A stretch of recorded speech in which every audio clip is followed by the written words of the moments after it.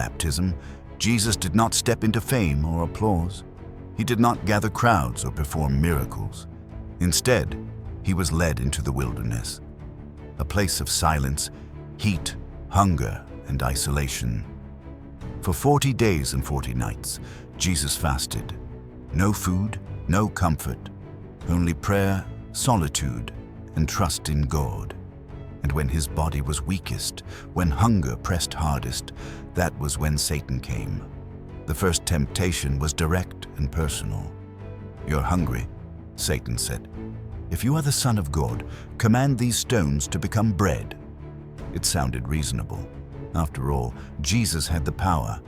Why suffer when relief was within reach? But this was not just about food.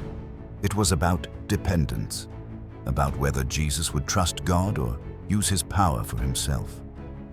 Jesus answered with Scripture, "Man shall not live by bread alone, but by every word that comes from the mouth of God."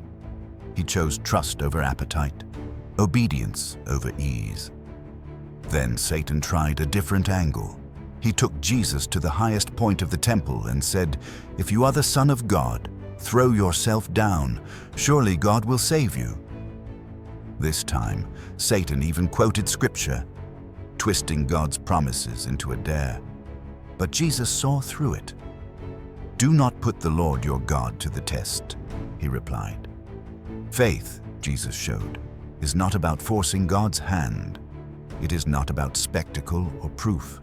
True faith rests quietly in trust. Finally came the greatest temptation of all. Satan showed Jesus all the kingdoms of the world, their power, their wealth, their influence. "All this can be yours," he said. "Just bow down and worship me."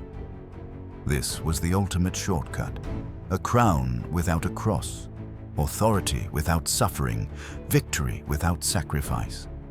And for a moment, the weight of that offer hung in the air. But Jesus answered firmly, without hesitation, "Worship the Lord your God and serve him only." There would be no compromise, no alliance with evil, even for a good outcome. And then Satan left. The temptation was over. The test was complete. Angels came and ministered to Jesus, strengthening him after the trial. In the wilderness, when no crowds were watching, when no miracles were performed, Jesus chose faithfulness. He chose obedience over comfort, humility over pride, God's will over worldly power. This moment shaped everything that followed. Before teaching, before healing, before the cross. The victory in the wilderness was quiet, unseen, but it was real. And it reminds us that even in our own wilderness moments, when we feel alone, tempted, or weak, faithful choices still matter. Because sometimes the greatest victories happen in silence.